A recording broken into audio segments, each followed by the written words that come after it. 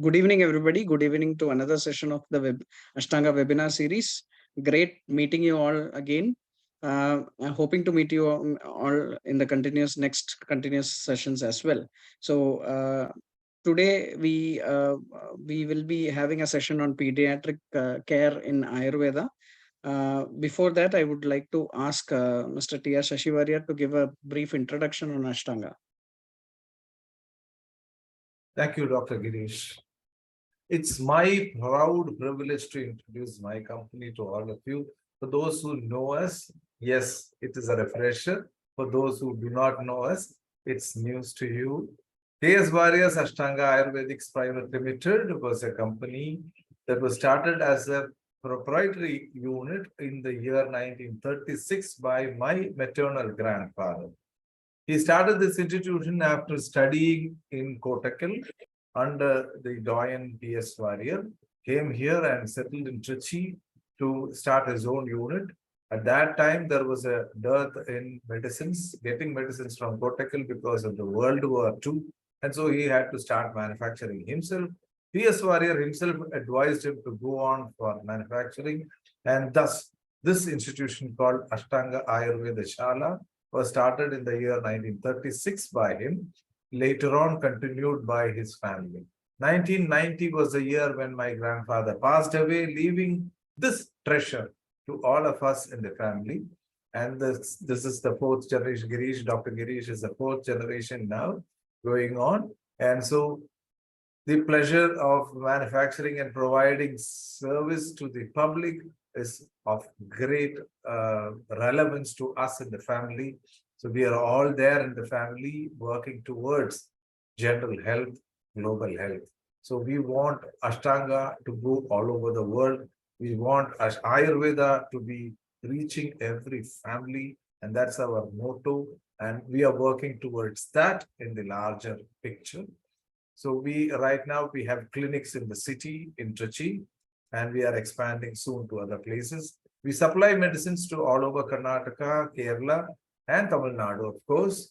And we are slowly trying to expand to Andhra Pradesh also. We manufacture about 300 plus products coming in the classical definition as well as the proprietary products range. Plus, we have lately introduced some food products belonging to the Ayurvedic sector.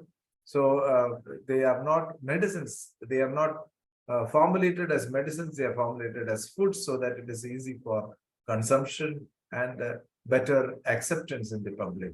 So these are all the things about Ashtanga. Ashtanga has been going on for 85 years and we will go on for more years. With that, I hand over the session to Dr. Girish because the session is not mine, but Dr. Madhumitha's. Over to Dr. Girish. Thank you, sir. Thank you for that wonderful introduction. With that, I'd like to talk about the following. Protecting and improving the health of a child is of fundamental importance as it enables children to thrive and grow up to be healthy adults. Ayurveda as a health and wellness system emphasizes the importance of pediatric care for proper physical, mental, emotional, intellectual, and spiritual development of the child, offering a wealth of resource and insights that enable us to raise a healthy child with a variety of solutions at our disposal. So today's speaker, Dr. S. Madhumithaa, is an Ayurvedic pediatrician at Sri Lakshmi Dispensary, Pudukkottai. Dr. Madhumithaa, an Ayurvedic pediatrician, is a fourth generation successor of the renowned Ayurvedic firm Sri Lakshmi Dispensary with a rich lineage of Ayurvedic medicine practitioners. Her family's legacy extends back generations, starting with her great-grandfather, Dr. P. Vishwanatha Sharma, a famous pediatrician, her grandfather, Dr. N. Vaidyanathan, who successfully followed in Dr. P. Vishwanatha Sharma's footsteps, served people in remote villages with his mobile clinics, and her father, Dr. V. N. Srinivasan, a renowned neonatal colic specialist, currently managing the family firm.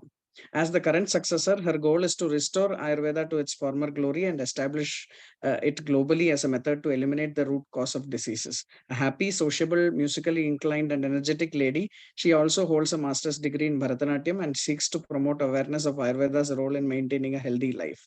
I would vouch for her energetic nature, because I'd like to add here that I have had the pleasure to work with her through All India Ayurveda Congress, where we are both members.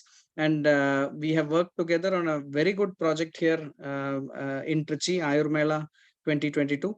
And it was a grand success, thanks to everybody in All India Ayurveda Congress, specifically Dr. Madhumithaa as well, and her mother too. So with that, I'd like to hand over the session to Dr. Madhumithaa. But before that, I'd like to inform everybody that you can have your queries put in the chat box during the session, so that there is no interruption in between. And at the end of the session, I would be reading out the questions, and Dr. Madhumithaa can answer the questions then and there. You can also interact with the doctor at the end of the session during the question answer hour. At the end of the session, we would also be providing the link for the feedback. Please don't forget to fill in the feedback form. I will, whenever it is put, I will announce about the presence of the feedback form. Please kindly do fill in the feedback form, because it is very necessary for us to conduct our sessions in a better way each time. The feedback helps us do that. It is also that you will not be bombarded with any other things other than the progress of webinars. So if you give us your data, it is rest assured that it is pretty safe, and it will only be used to give you further webinar details. The next webinar details would be shared with you through email when you give us the data. Thank you so much. Thank you for giving us your time, Dr. Madhumithaa, and welcome to the session. Please take over the stage. Thank you, sir, and very honored and very happy that we share the same All India Ayurveda Congress membership, and we work together. And because of that only, I got this opportunity too. And thank you to All India Ayurveda Congress. And yes, thank you to Ashtanga for giving me this opportunity. And as a good introduction about me and my family, I'm the 5th successor of my family, like how Ashtanga also carries the good successorship. Same happens in my family too. And yes, I have chosen pediatric cases because I am not a pediatrician. I didn't do my MD in pediatrics, but my interest towards pediatrics is more. And my great grandfather's father, everyone are towards pediatrics. So automatically, I climbs towards pediatrician has become my profession too. So when I come in common about pediatrics, I would start this talk from the day one of the baby in this world till it is said as the baby, like pediatric. So I consider from 1 first day of their life till 18 is a pediatric age itself. That's why even government have told it is minor before 18 and major after 18, because they get better, not only as Girish sir told, not only physical, emotional, but also spiritual and mental strength is also important for being a great human in this world. So first, I would start from the head to toe. What are all simple remedies that household things can we do to protect baby? So first, if we start from once the baby is delivered, they will do all the aspiration, suction things will be over. They'll pack the baby and give to the parents. So what is the first step the parent should do? First thing is the parent should, the mother should take the baby within them and they should cuddle them in such a way that the same warmth should be felt for the baby as how it was inside the womb. So I used to always say to my patients this Tamil saying, whomsoever comes in the life, no one can replace a mother. So same happens with breast milk too, that is mother's milk too. Whatsoever formulations may come in the public for feeding, only mother's feeding can reach the best. So I will always suggest my patients to give only breast milk feeding till 6 months of the, at least till 6 months of the baby. So after 6 months, they can start with some food products that we cook or at home or that we buy from the shop. But if the mother is happy or interested in giving milk, I will also suggest them to give until they are feeling free to give the milk for the baby, until they have the strength of giving milk to the baby. So I have seen even 3 years, till 3 years, my patients have given breast milk to the baby. So there are few myths stating that after 1 year, the baby should not have breast milk because they will become dumb. They'll become so unenergetic. They will feel, they'll incline towards only mother's feeding and they will not have any other food products. Such rumors are there in the society. But nothing like that. I can give you guarantee for it. Mother's feeding is the best. So first, from the day 1 till 6 months, completely mother feeding. We tell it as Kshiraja. So only the milk will be given to the baby. So after that, it is Kshiraja plus Annaja. That is, they'll have breast milk along with some food products. Then after 1 year or 2 years, once the breastfeeding is fully stopped, then it is called as Annaja, which means that they eat only the food products, not the breastfeeding. So there are many people who ask, I don't have breast milk. There is no good secretion of breast milk. It is not enough for the baby. Whatsoever I'm giving is not enough for the baby.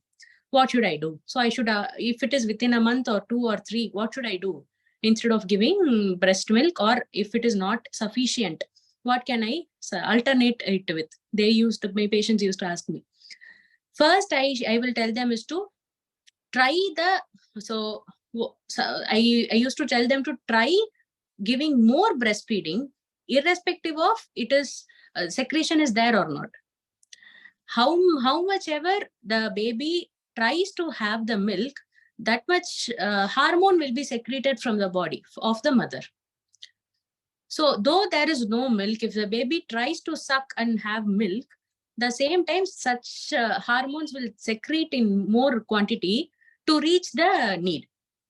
That is one technique. Second technique, you can have garlic.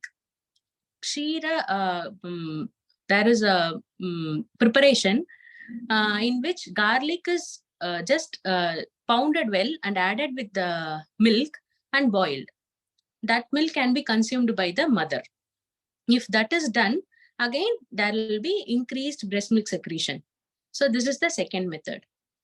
Third method, we have done so much. And there will be also this statement that this is my 4th baby, 3rd baby. So I don't have such previous same health condition now to give breast milk. So what should I do? In that case, I used to tell, go for any milk supplements that is available. Even cow's milk is also fine, or any Formula 1, Dexolax, whatsoever is available can be used. But there will be surely difference between breast milk and whatsoever supplements is given. And if you have a study between both the child who's having breast milk and who's not having breast milk, you can easily see the distinguished properties of the both child. All means physical, mental, spiritual, and grasping capacity, immune power, everything will be more in the breastfeeded baby than normal feeded baby. So next is first I will come to the head positions. So for the baby who's born, there will be 2 proper problems. One is the baby is having lot of hairs, or the baby is not at all having hair. This will be the first problem. Now only it is born, it is having so much of hair. What should I do? What will happen if all my breast milk power is given to hair? How will the baby grow? Like that, such questions will come. So for that, I used to tell if the hair is there or not, irrespective of that.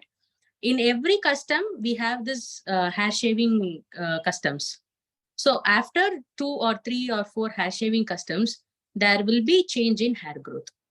So until then, you need not worry at all. We can wait. At least for 1 to 2 years, we can wait. We can see its hair growth. After that, like, we can decide like it is a alopecia or there is some infection in the head. Such things can be ruled out after 1 or 2 years or after 2 to 3 head shavings.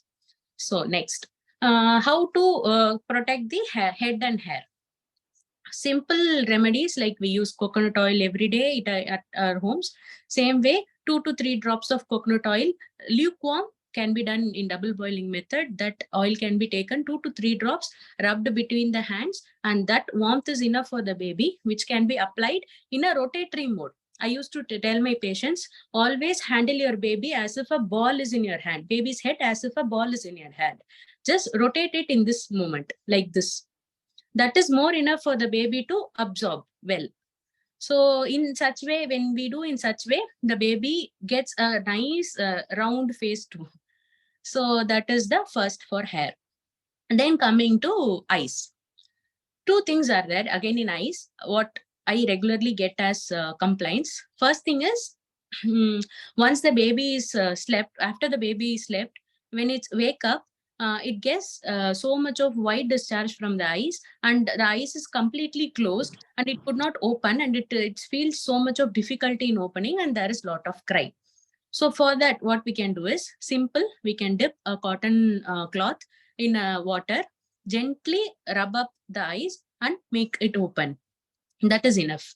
If this continuously has this problem, then the baby is having excess of heat in the body. So we say, tell it as pitta.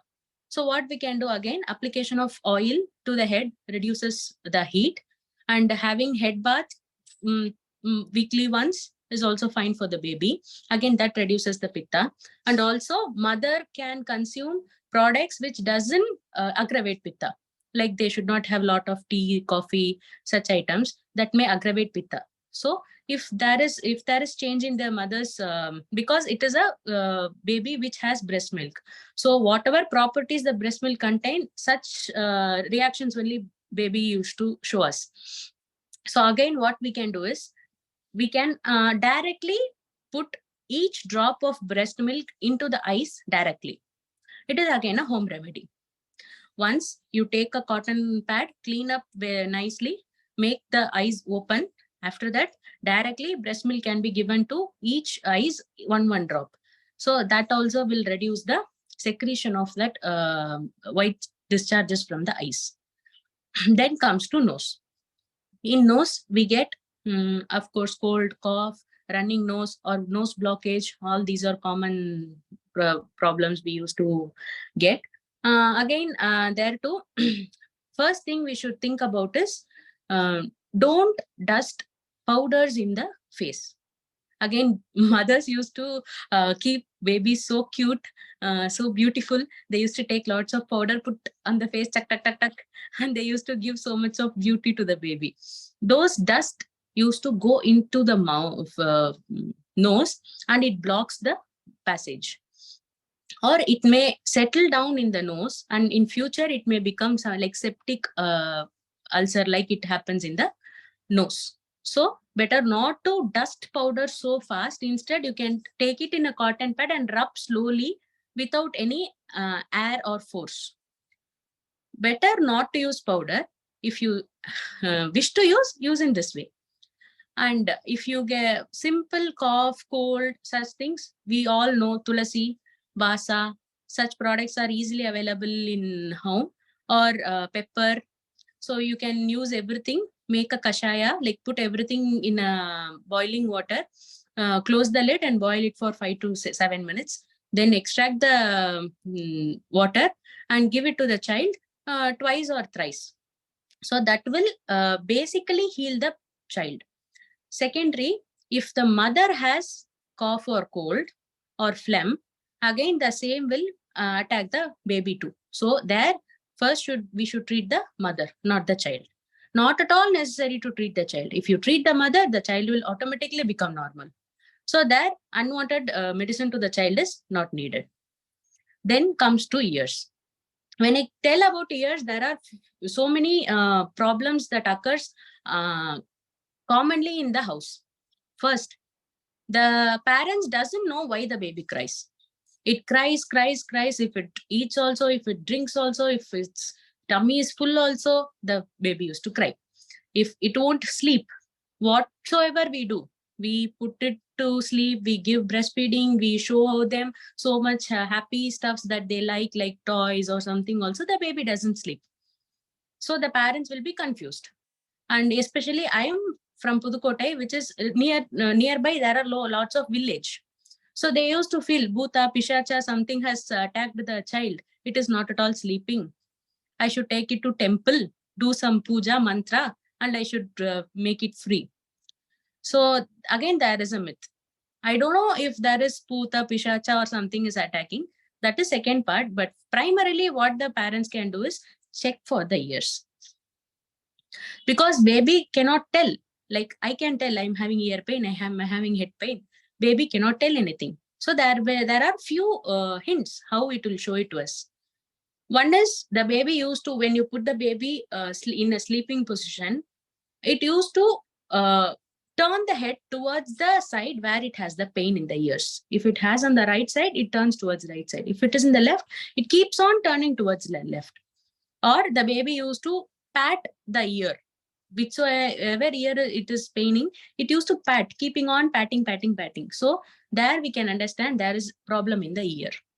Or simply when the baby keeps on crying, simple, normal saline is available. We can take few drops of it and apply it to the inside the ears. Or coconut oil.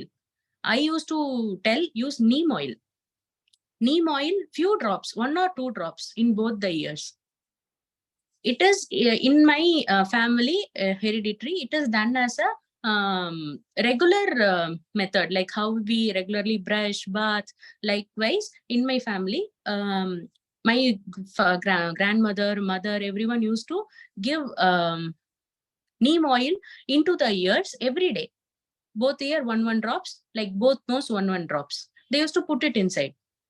So what they tell is it will clean all the passage, and it will, for the ears, it will give the wax, it will lock the wax. Due to wax reduction also, the baby used to have pain in the ears. So it will lock the wax inside. So there won't be any problem in the ears in future also. So this is simple remedy at home parents can carry out. Then comes to mouth. In mouth, where there will be simple ulcers in the lips. For that, we can use just honey or Navanitha, that is butter. Butter or honey can be used. Just apply it over the lips. The baby can even intake it, or nothing will happen for the baby. So it is an easy method. Same comes inside also. You can use honey. But many of the parents doesn't know that they should clean the mouth of the baby every day, irrespective of it drinks, eats, or doesn't do anything. It doesn't have teeth. Why should I wash? No. Every day they should wash. At least use lukewarm water, dip your hands inside it, take it and neatly wash the mouth of the baby every day. Because in mother's milk, breast milk, there are sucrose content. So that sucrose will attract all the germs and like sugar only. Like how you eat a candy. After eating candy, you feel the candy feeling everywhere in the mouth. Same happens to the baby. You feel like mother's milk is very thin and there is no taste in it. But for the baby, that is the tastiest food, and that can be easily digested for the baby than other tasty foods that we eat now, because of the age difference. So after every day, morning and night, give a clean wash to the baby with lukewarm water. That is more than enough for the ulceration problem. And again, application of honey, ghee, butter. Any of the one can be used for the application. So this is for the mouth. Then comes to neck or throat. Inside the throat, before the seminar starts, me and Girish sir was speaking about septilin syrup in Himalaya. So there are few syrups like that which can help in throat congestion. So you can, again, there you can use tulasi, you can use Vasa, you can use Somadi, Kashaya. So at home, if you simply want to use nicely pound pepper, add honey, mix it together and give a lick to the baby. Very small pinch is enough. Just a pinch. Make a paste of pepper and honey. Take a pinch of it, give a lick, like a lick. You should put it on the tongue only. If the baby licks it so well, it goes inside the throat and it cleans up the passages. So tonsillitis, such problems will not be there in the future if it is done in a periodical way. Weekly once this can be given. Then comes to the chest region. That is chest congestion can be there, cough, cold, phlegm, these things will be there. There will be common problem with chest region congestion, lungs is the baby used to drink the amniotic fluid when it comes out of the womb. Let it be a cesarean baby or let it be a normal delivery baby. What it does is it drinks the amniotic fluid. It comes out from a different surface circumstance to the different circumstance. When it comes out through that passage, there will be a gulping of the liquid whatsoever is available. That's why after delivery, they used to do suctioning. They used to give aspiration and they used to take all the phlegm and the whatever is taken into the mouth, through the mouth and the nose, everything will be taken out. Even after that, sometimes the fluid reaches the lungs. At that time, there will be a sound. This is also common, very, very like how colic pain is there in the baby. Same way, this common symptom used to come to my clinic on everyday basis. I minimum 10 cases per day I used to see for this particular reason. That is, the baby is having a sound whenever it breathes. Whenever it takes in the breath, it gets a sound like gurr. Whenever it gives out the breath, again the same sound gurr. Like how we sleep, same way that gurr gurr sound is coming from the lung, this area or throat area or nasal area. For nasal, I have told it is because of nasal congestion. Whatsoever I have told before, that can be used. For throat, again, I have already told there can be some blockages which can be removed easily with home remedies. But for chest congestion, if there is liquid in the chest, in the lungs, then that sound, whenever the baby breathes, then there will be a sound from the lungs. For that, we can wait for 3 months from the day of delivery. Till 3 months, we can wait for the baby to cure by itself. Nothing will happen. Just the water evaporates by itself and the baby will be fine. If that is not happening and if the symptom is getting worsened, then again we can use Tulasi. Tulasi is the best remedy for it. Take few Tulasi leaves, put it in boiling water or pound the Tulasi leaf, extract the essence of it, and you can give it in drops way to the baby. That is best method for the expectorant factor is there in Tulasi. So it will put out all the liquid in the lungs. Or as external application, you can use same neem oil or castor oil. Heat it lightly, like lukewarm, heat it in the double boil method. Take one karpura, that is camphor. Take one camphor, nicely pound and put that camphor on the warm oil. And now take the oil and apply it on the baby's chest. This is another method. By this method, the camphor has the capacity to go inside the skin and nicely penetrate inside easily. And that neem oil can easily take out all the watery content that contains inside the lungs and the baby feel free for breathing. So this problem is of same importance should be given like how colic pain importance given for the baby. So much cases comes to me. Then comes to colic pain, that is stomach, abdomen, colic pain, vomiting, diarrhea, dysentery. So again, there I should tell the public about the difference between diarrhea and dysentery. So the parents used to come to doctor and tell, my baby is having dysentery. Or they will finalize that my baby is having diarrhea. But they doesn't know the difference between diarrhea and dysentery. So simple idea is diarrhea means there will be watery discharge for the baby without its knowledge. It won't feel any pain, it won't have any discomfort, but there will be a watery discharge of the stools. And irrespective of food, if they eat, if they doesn't eat, doesn't matter, watery discharge will be there for the baby. This is diarrhea. But when we take it for dysentery, it is it won't be so watery, but the baby will have pain in the abdomen. It keeps on having some discomfort, pain, something, due to which there will be some leakage of stools from the anus. There will be leakage, not like watery discharge, leakage will be there. So such cases is called dysentery. So then vomiting. Vomiting is again both diarrhea and dysentery. First, to check up with mother's food habits, because they are having milk of mother. So first to check with mother's food habits. What mother consumes, that will be digested and given as a milk for the baby. So what mother eats is purely dependent on how the baby will be responding to it. So if there is vomiting, diarrhea, or discomfort in the abdomen, I used to first examine mother's food habits. I used to ask if you eat something outside, if you go have fast food, if you are skipping the food, even that matters. Because night fully baby used to cry and mother used to be awakened. And morning, she used to feel sleepy and she'll skip the breakfast. She used to sleep. She gets up around 11:30, 12, she'll directly have the lunch.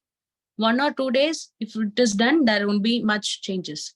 If this habits continues, then of course there will be impact in the baby. So I used to correct their food habits. I used to tell them what to eat, what not to eat. I used to tell them not to have vata prakopa aharas. Once the vata is provoked, it will move upwards or downwards. Its main work is because of vata. So I used to tell not to have any vata prakopa aharas, or I used to tell them not in common language. I used to tell them not to have potato, banana, like raw banana. Such products will provoke vata. And even in egg and egg white and egg yellow used to provoke vata. So I used to give such suggestions for the mother and then go with the treatment for the baby. Again, in colic pain, why this colic pain occurs? It is a common pain that occurs for the baby. Why it happens? First thing is it's because of mother's food habit, which is I have told already. Second thing, the baby used to gasp for milk. If it is drinking from mother or in the bottles with nipple, if we give in bottles also, it used to gasp because it used to suck the milk from through mouth and only nose is breathing, which is not enough for the baby. Like how we swim inside the water. We used to come out of the water, gasp for air, go inside again and swim. Those who know swimming, it will relate, I guess. Even in jogging also, if you're jogging, if your nose is not enough for you for breathing, you will gasp air through mouth and you will keep jogging or walking or dancing whatsoever. So there will be a gasping of air through mouth for the baby while drinking milk, either from mother or from the bottles that nipples, everything. So at that time, the air goes inside and settles at the abdomen. And there causes autoparadma, like bloated abdomen feeling, swelling. There will be a bloatness. And the baby used to rotate its body like how the vata itself moves. If the vata forms like a ball inside the body, inside the abdomen, it forms like a ball. Wheresoever the ball moves, the baby will also rotate its body in that direction. And it keeps on crying whenever it moves. Once the baby leaves the vata, like flatulence is free for the baby, then the baby will feel little comfortable. Or if you put the baby inverted, like its abdomen towards the land, if you put the baby like this, then the baby feel comfortable because the vata is compressed there.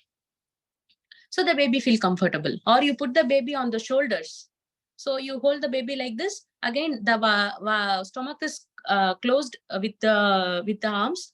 So what happens? The baby feel comfortable. But the same is not happening when the baby is lie down in the lying position.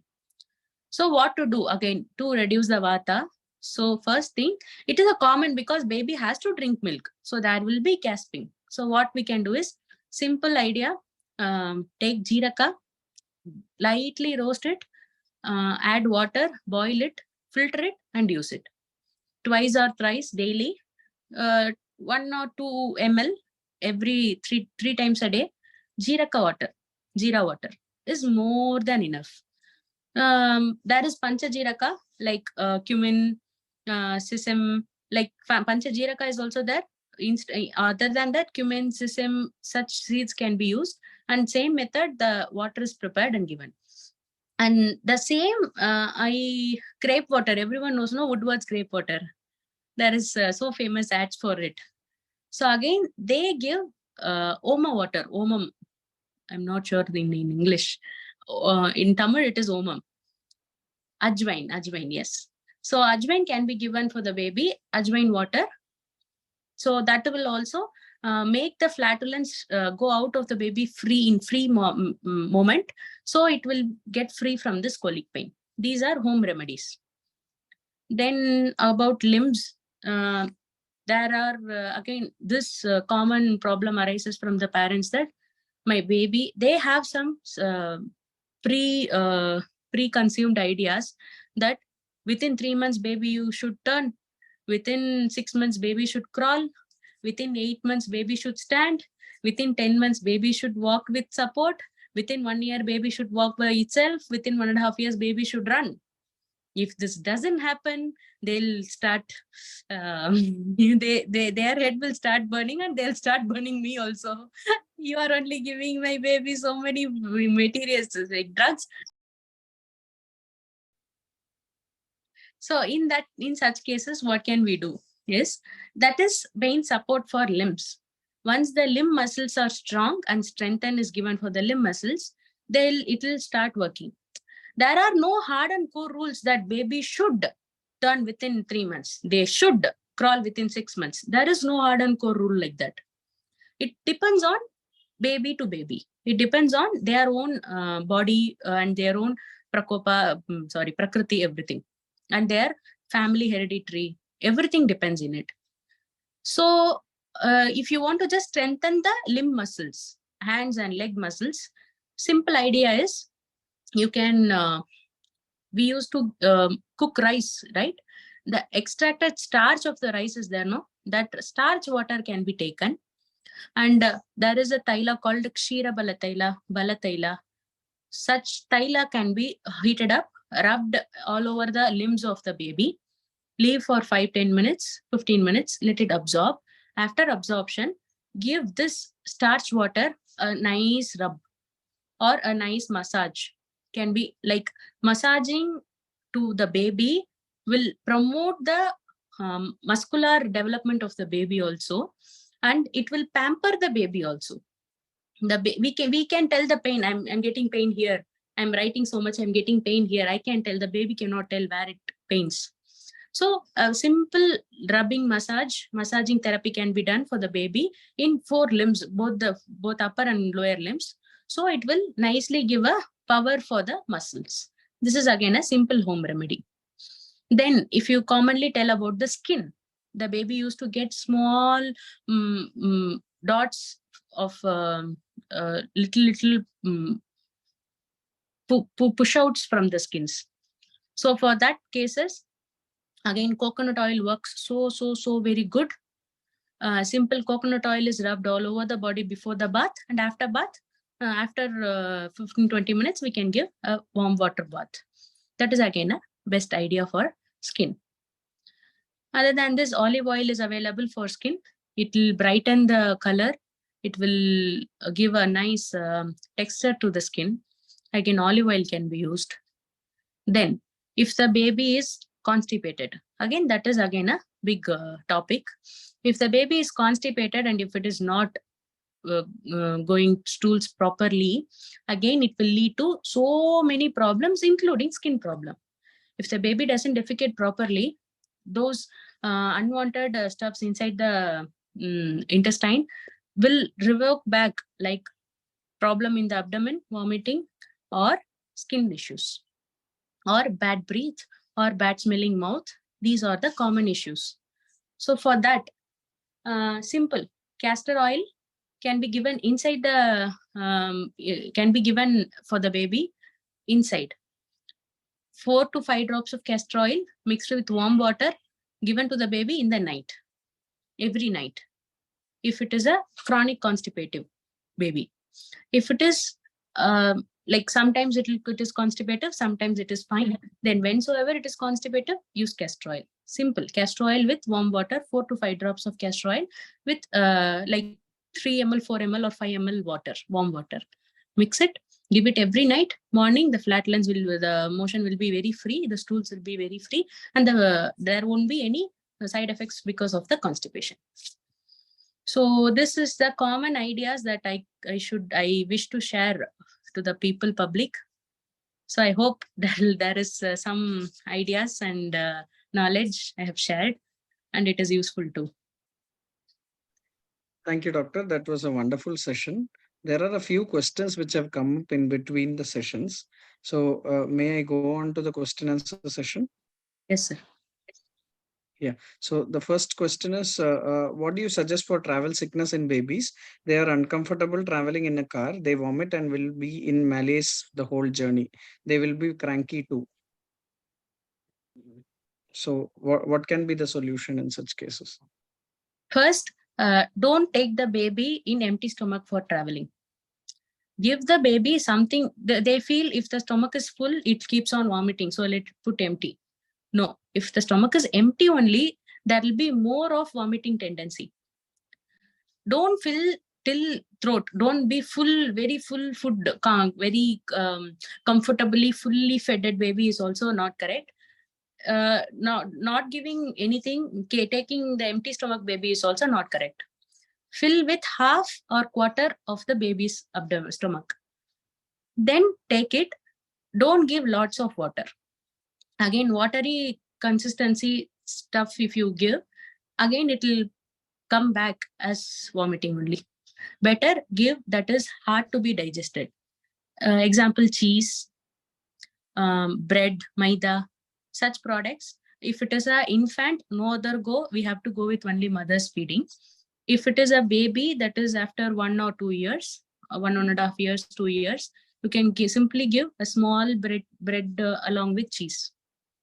So it is hard to digest. It takes long time for the baby to get it digested. So, and very small quantity will be given. So it is very difficult to digest. So we give it in a small quantity, and we need not have it with any liquid diet also.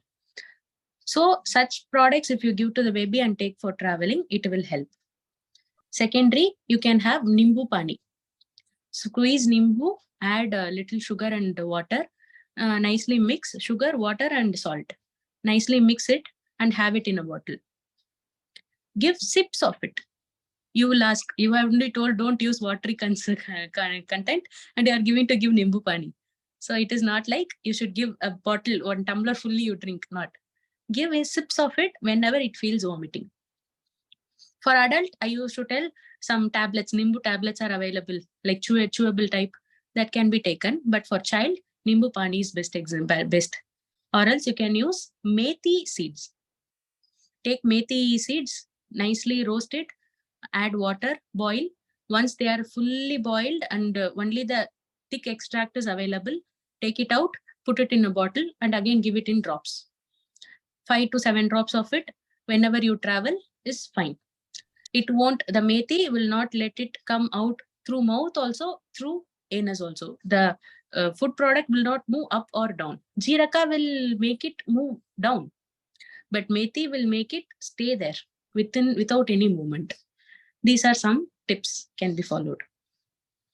Thank you. Thank you, doctor. Can be taken. That was very informative. That was very useful for me also specifically.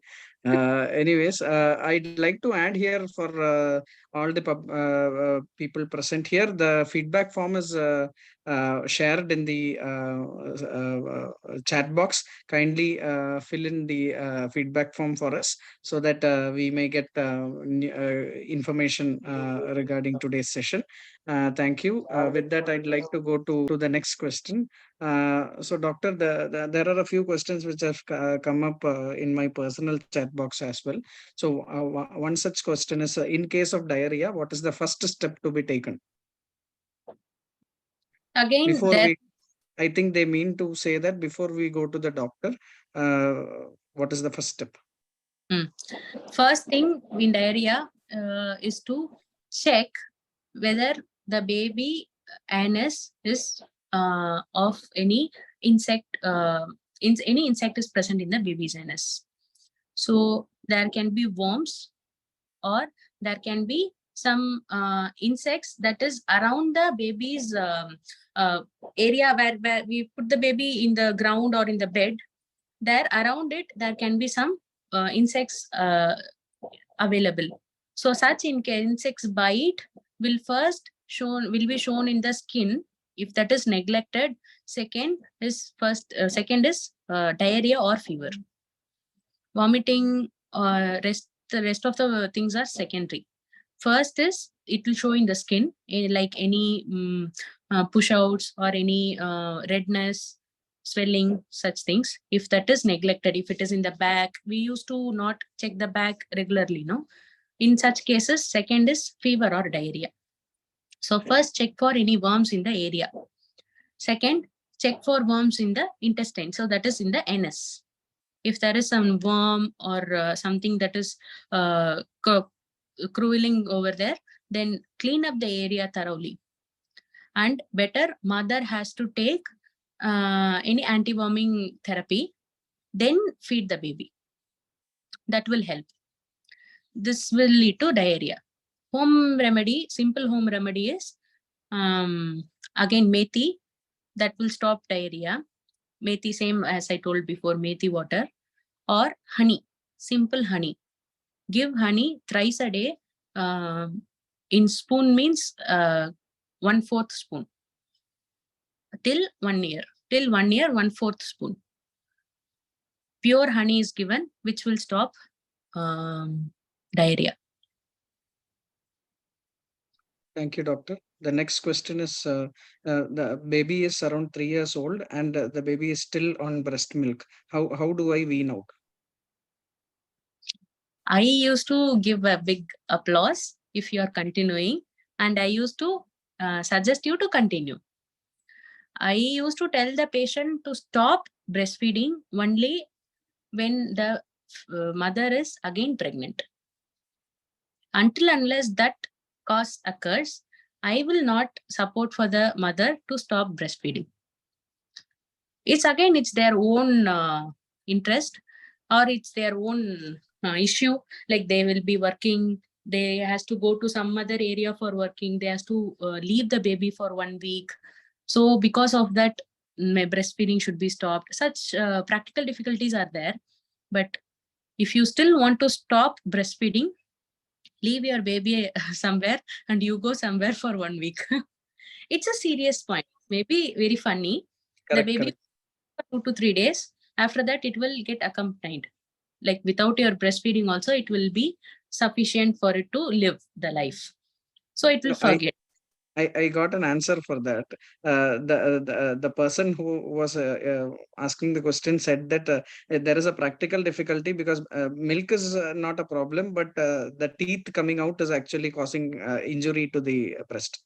Yeah, for that also I have an idea. There is again honey.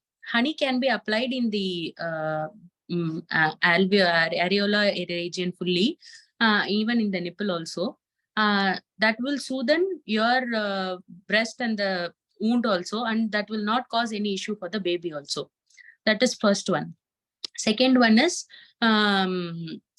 you can, as it is a 3 years old baby, it can understand. You can tell them either stop having milk or should not bite.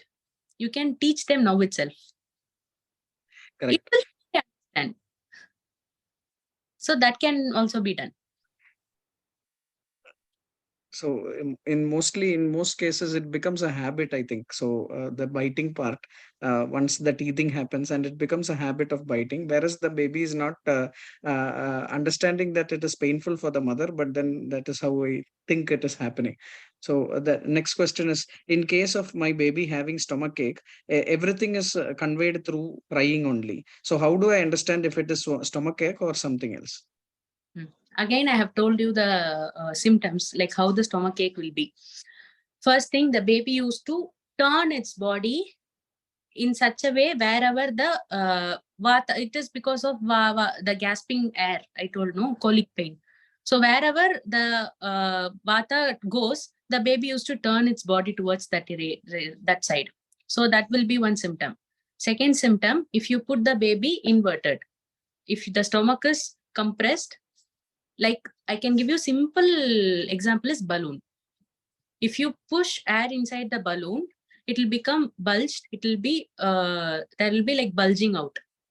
If you compress the balloon, the air used to goes out. Same happens. If you put it in a lying position, it used to cry. If you compress its abdomen inverted way or handling it in this vertical manner, it will stop crying. If that is happening, it is truly because of colic pain, abdominal pain. Thank you, doctor. The next question is: my baby is around 3 years old. The problem with my baby is that each day the timing is different for feeding, for waking up, and all that. How do I bring timing for the baby? Again, first thing is you should be very proper and proper in. I mean, you should be very planned day. Your day should be planned. You should not sleep as if the baby sleeps. Whenever it wakes, you are also waking up. I hope if this is happening, first you yourself make a plan. I will sleep by this time. I will wake up by this time, irrespectively if the baby cries or not. If you don't respond whenever it cries, like if you want to sleep at 10 o'clock, if the baby cries till 11 o'clock, yes, it is hard for a mother to sit idle when a baby cries. But if you practice it for 1 or 2 days, there will be change. For that change, you have to withstand. So if you want to sleep by 10 and wake up by 6, if you want the baby to do the same, then you better sleep by 10. Put everything off. Light, mobile, everything off. The baby should feel whatsoever I cry, there will not be any response from my parents. So because it's a 3-year baby, it will surely understand. So it will also fall into sleep. 1 or 2 days you give this try. Surely the next day there will be good result. Like way you life routine, the same will happen with the baby also, because the baby grows by seeing whomsoever is around us. So that makes the main goal for the baby. I will be like my mother. I will be like my father. Like my father wakes up at 9 o'clock, I will also wake up by 9 o'clock. Till date, I used to do. I used to see if my father is sleeping, I will also turn and sleep. Okay, let him wake up, then let us wake up. Till date, I do that. If my father is not here, I used to wake up in my routine day. I used to do my routine life. But when my father is here, I used to see, oh, Appa is still sleeping. I'll also sleep for some time. So if for this grown adult, or if this is happening, the same will happen for the baby also. Thank you, doctor. Now, there is a combination of 2 questions in the next question. What are the best fruits and vegetables to be given to a baby which is 1.5 years old? Can millets be given to the baby? Millets can be given to the baby, but give it in a mixed proportion. Don't simply give one millet consistently, because some millets can cause constipation, some can cause diarrhea, some has that capacity in it to cause, because some are hard to digest, some are very easily digestible. So given in combination, there are like in shops there are available all small millets mixed jars are available, powders that can be used. Or if you wish, take all the small millets in equal proportion, mix it up and given in machine and grind it and take it as a powder. That can be used. Millets can be used after 1 year. 1 year. I used to suggest to give millets after 1 year in a powder form, in liquid consistency, not in porridge consistency, not like Cerelac or things, but add more water, little milk, and little of the powder. Let it get digested easily. Once that is comfortable for the baby, then go to porridge form. Directly don't go to porridge form. When it comes to fruits and vegetables, from 6 months, after 6 months completion, parents can start with apple, carrot, in fruit apple, in vegetable carrot. Few can add with potato also, but it may cause colic pain. So be cautious. If it is causing colic pain, don't use potato. And I used to tell, give a mashed rice with carrot, mashed rice with dal water. Like we used to prepare dal, no, in the cooker. We used to pour water and cook the dal. That only that water can be used. After cooked the dal, the water can be used with the rice and given as food, not the dal. Dal will be difficult for the baby to digest. So ghee rice, simple rice with ghee, few drops of ghee and salt. Ghee rice is fine. From 6 months, I'm telling, till 2 years, this can be followed. Apple, carrot, potato, dal rice. Dal rice means water, the dal of water of dal with rice, and ghee rice, and rasam rice, that is water of the rasam. That is, there will be a 2 parts of rasam. No, one will be thicker in the bottom and some will be thinner in the top. The supernatant part. It can be used and give us rasam rice. This can be used. And small millets after 1 year, first in liquid consistency, followed by porridge consistency. I think the millets part, on my accord, I have noticed that in Tamil Nadu, the PHC, the mother and child healthcare, they give that sattu maavu combination. That I think is a combination of millets and other grains and all that. So that is very much advisable for the children. It's really good even for the mother also. So they give that. Small millets along with cashew, badam, and walnut. Yeah. So that's actually a great combination. So I have tried it myself, and making that most houses, they have that tradition of making the satmavu during that time period, the sutika time period, the time when the baby is born and all that. So that practice, I think, is something which we are losing out in today's days. But such practices, as well as certain practices of samskaras, like there is a question which is coming up next about the piercing of the earlobe and all that. So the question here is, piercing of earlobe is to be done in which month? There is a confusion because in places like Kerala, it is early, and in places like Tamil Nadu, they say it is to be done later. What to be followed? This is the next question. Again, actually a nice question. There can be a debate on it. Even acharyas have told, different acharyas have told different time.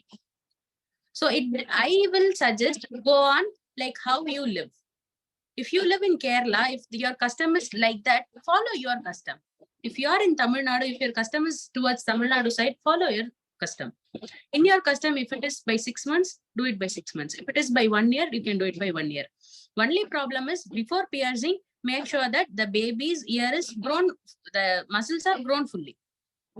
Before that, or if the piercing is not happening in the nerves. That simple idea is enough.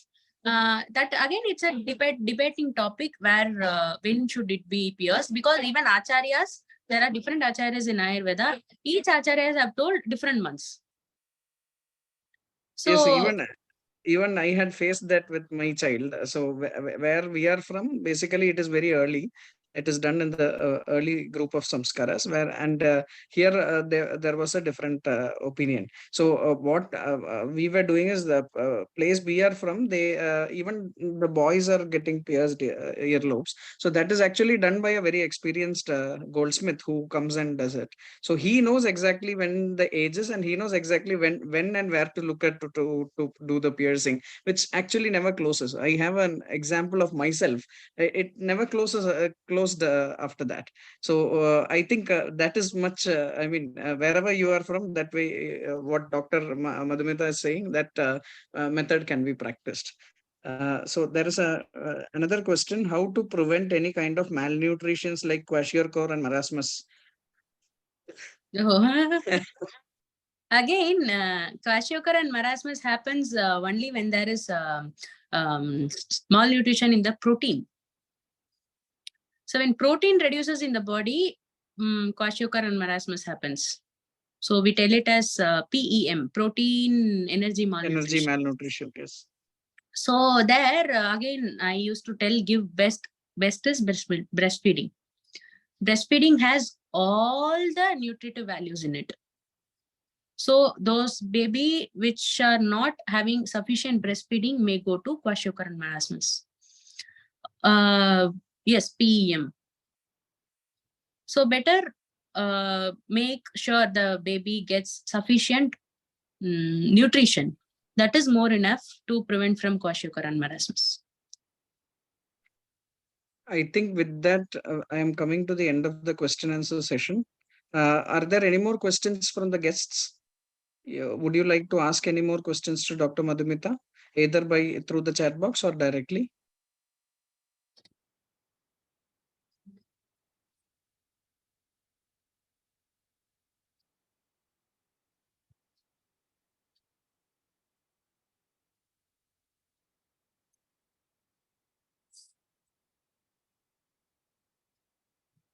I think there are no more questions. I would like to ask our medical superintendent, Dr. K.S.Varier, to kindly give a few words on today's topic.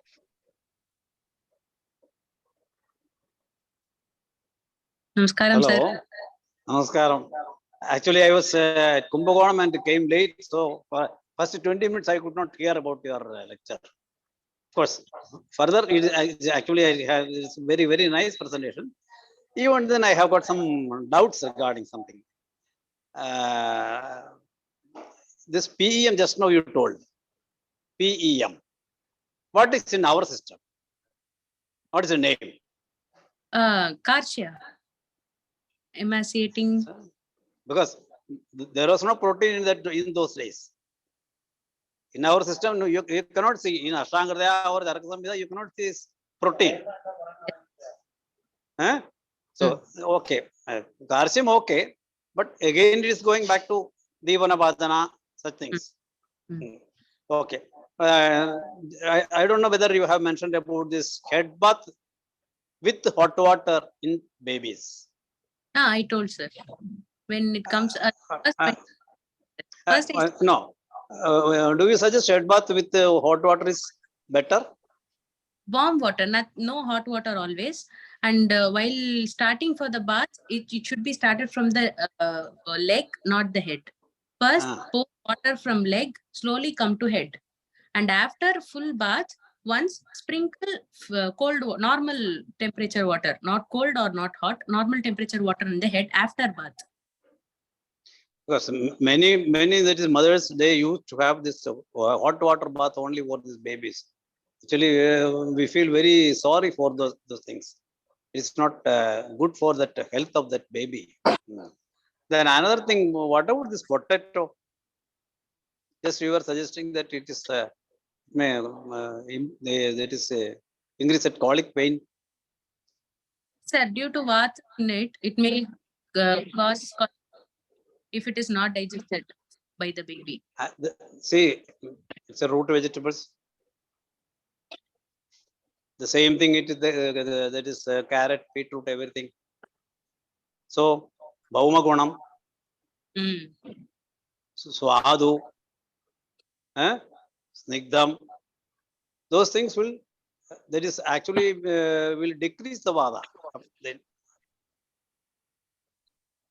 we are all telling about this. Don't use, if you have got colic pain, don't use this, potatoes. I don't know why we are telling that. But I used to avoid. You take potato, nothing will happen. Mhm. Only thing, when you are preparing with too much chilies or oil group, it will be a problem. And used, it doesn't create colic pain. If the potato Yes. is manually and used or just Ah. tawa fry, it creates vata, sir. And then the preparation only that creating the problem. That we have to teach that that is mothers actually. Yes. Okay. After so many days, we have seen again met here. Okay, very nice. Okay, right. Thank you. Yes. Yes, sir. Thank you, sir. So Okay. I would also like to ask our MD, Mr. TVS Varier, to give a few words. I think he's not here. okay. Okay, fine. He's traveling. I would ask our ED, Mr. Sasi Varier, to give a few words on today's session. What would I say? Very informative session. You've Thank done a you, sir. wonderful job. That Thank to you. extempore. It's quite interesting to note that you did it extempore without a presentation. It shows how thorough you are in the subject that you are handling. So it was really good to hear you going through all those phases of childbirth and sorry, not childbirth, child rearing, right from the start to a certain age and right from top to bottom. The approach was good. There was a certain structure to your talk, and it was wonderful listening to you. Thank you very much for this session. Thank you, Thank sir. you for having come all the way into Ashtanga's webinar. Thank you, sir. Thank you.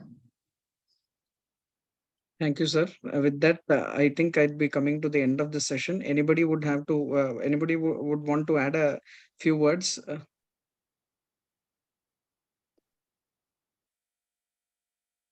There is quite some appreciations coming up. Thank you. Thank you all. So this is my first webinar as a guest lecturing too. I have attended the webinar spent not as a guest lecturing. This is the first my whole career of pediatric practitioner. Any more to come? First of many more.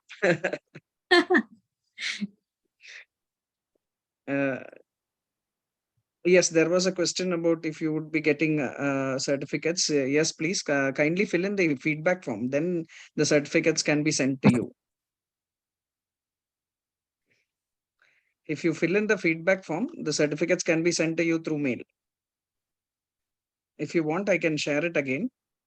So I have shared the feedback form link here. Kindly fill in the feedback form to get your certificates.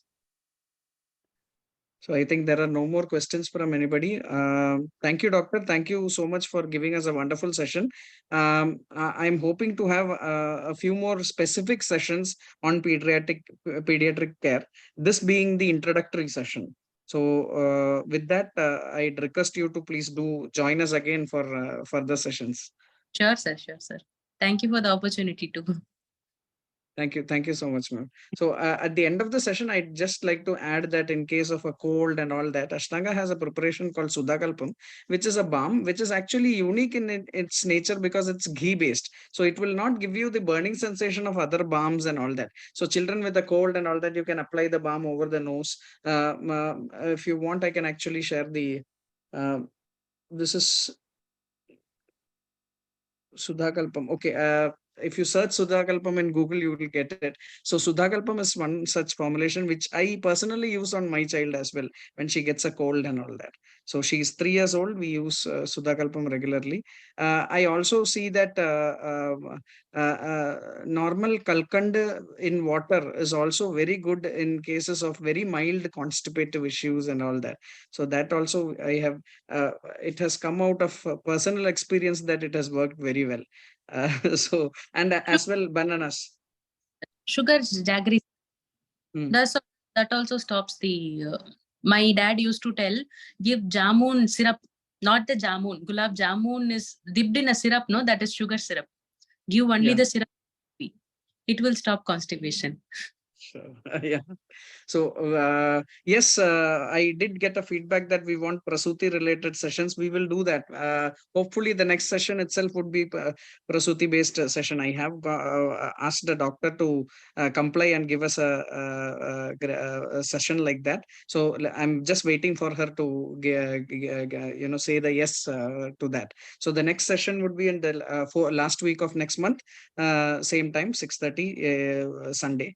So with that, I'd like to conclude the session. Yes, Vignesh has actually shared a link of Sudhakalpam here. So that is there. So with that, thank you so much, Doctor. Thank you all guests present here. Thank you for a wonderful evening. Thank you.